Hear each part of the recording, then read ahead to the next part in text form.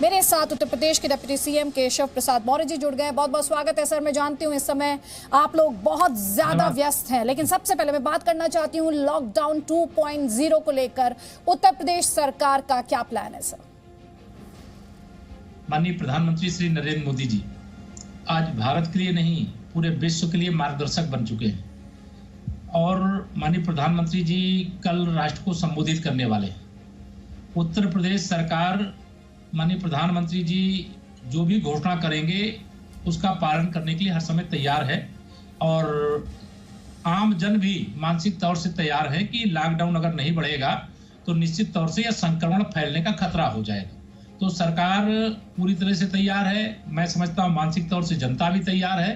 कल 14 अप्रैल को आदरणीय प्रधानमंत्री जी का जो राष्ट्र के नाम संबोधन है, उस संबोधन में जो भी निर्देश आएगा सरकार उसका पालन करेगी। जी सर, मैं आपका रिएक्शन पढ़ रही थी, उसमें आपने कहा कि 15 तारीख से जो मैंने देखा, जो इस समय इंटरनेट पर अवेलेबल था, आप मुझे दुरुस्त कर दीजिएगा सर, ये था कि 15 तारीख से कंस्ट्रक्शन का काम शुरू हो सकता है। आपके हवाले से ये बात उसमें लिखी हुई थी और भी कुछ रियायतों की बात की गई 15 अप्रैल से जी उत्तर प्रदेश में कल आदरणीय मुख्यमंत्री योगी आदित्यनाथ जी की अगुवाई में हमारी एक बैठक हुई थी सरकार के सभी वरिष्ठ मंत्रियों की और उस बैठक में ये तय किया गया था कि हम उत्तर प्रदेश के अंदर ऐसे कार्यों को प्रारंभ करेंगे जिसमें सामाजिक दूरी का जो संक्रमण को फैलने से रोकने के लिए एक अनुशासन में रहने का निर्देश है उसका पालन करते हुए शुरू करेंगे, क्योंकि कई बड़ी साइटें हैं यूपी के अंदर जहां 40-50% लेबर अभी वहीं पर उपलब्ध है। ऐसी मैन पावर जो चाहे वो एक्सप्रेस वे बनाने का मामला हो, चाहे मेडिकल कॉलेज बनाने का मामला हो,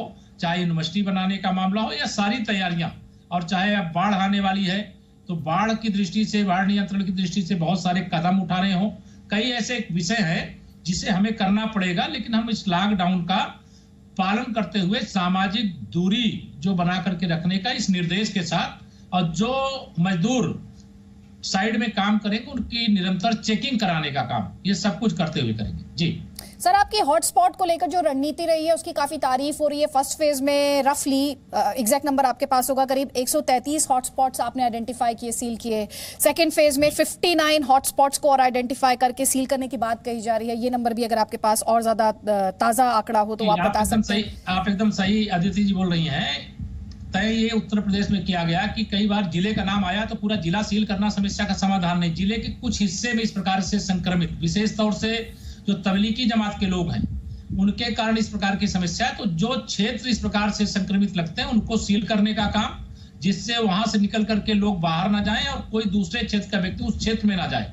संक्रमण को फैलने से रोकने के लिए जब हॉट स्पॉट हम लोग चिन्हित करके उनको सील किए हैं तो इससे नियंत्रण भी हुआ है और दूसरा संक्रमण फैलने से हम रोकने में भी सफल हुए हैं। और मैं यह कह सकता हूं कि माननीय प्रधानमंत्री जी के मार्गदर्शन में, हमारे माननीय मुख्यमंत्री जी के नेतृत्व में उत्तर प्रदेश के अंदर हम लोग संक्रमण के खिलाफ जो लड़ाई है बहुत योग्य ढंग से लड़ने का प्रयास कर रहे हैं और उस पर विजय भी प्राप्त करेंगे और संक्रमण मुक्त हमारा उत्तर प्रदेश भी होगा, हमारा हिंदुस्तान भी होगा और दुनिया के लिए मॉडल हमारे आदरणीय प्रधानमंत्री जी के नेतृत्व में बना है। और यह संक्रमण जहां संपूर्ण सुविधाओं से युक्त देश है वहां नियंत्रित नहीं किया जा पा रहा है और वहीं भारतवर्ष के अंदर नियंत्रण भी हो रहा है और काफी मैं कह सकता हूं कि दुनिया के देश प्रेरणा लेने का भी काम कर रहे हैं। जी सर, मॉडल तो आपके मॉडल की भी तारीफ हो रही है।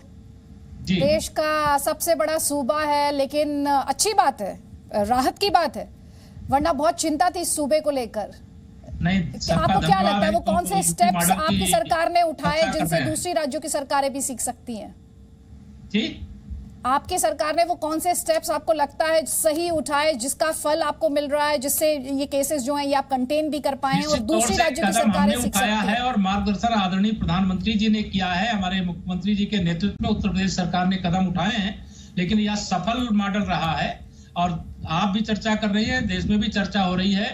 इसके लिए मैं अपने आदरणीय प्रधानमंत्री जी का और मुख्यमंत्री जी का धन्यवाद करता हूं। सर, मैं तो यूपी वाली हूं तो इसीलिए मेरे चेहरे पे एक बड़ी सी स्माइल भी है और अच्छा लग रहा है कि हमारे सूबे में इस तरह से आप अभी तक इसको कंटेन कर पाए। आगे के लिए आपका क्या प्लान है? आप लोग दिन रात इसमें लगे हुए हैं, लगातार मीटिंग्स का सिलसिला जारी है, मुझे बताया गया अभी भी आपको एक अर्जेंट मीटिंग के लिए जाना है। आगे के लिए आपके 3 टारगेट एरियाज कौन से हैं? संक्षेप में पूरा कर रहा हूं। आगे की तैयारियां भी दुरुस्त हैं। कल माननीय प्रधानमंत्री जी का राष्ट्र के नाम संबोधन और उस संबोधन के बाद जो भी निर्देश होगा, जो घोषणा होगी, जो बताया जाएगा उसका पालन भी करेंगे। अगर निर्माण कार्य हमारे चलेंगे तो वहां भी सामाजिक दूरी का जो एक चिकित्सकों का मार्गदर्शन है उसको हम कायम रखेंगे। अच्छा, आप जाएं उससे पहले एक छोटा सा सवाल अगर आप सर मेरा ले जाएं, क्योंकि हैशटैग आस्क जी पर ये सवाल मेरे पास कई बार आया। लोगों ने कहा जैसे कुछ लोग अलग डिस्ट्रिक्ट्स में फंस गए हैं, आपके प्लान के आपका क्या? नहीं है, दूसरे डिस्ट्रिक्ट में कोई फंसे नहीं है, जहां पर भी है वो बचे हुए हैं। उनकी कोई असुविधा है तो उत्तर प्रदेश के हैं तो उत्तर प्रदेश सरकार के माध्यम से जिस राज्य में है उस राज्य में उनकी व्यवस्था की जा रही है। जी शुक्रिया सर, शुक्रिया जी न्यूज के लिए वक्त निकालने के लिए आपका बहुत बहुत शुक्रिया।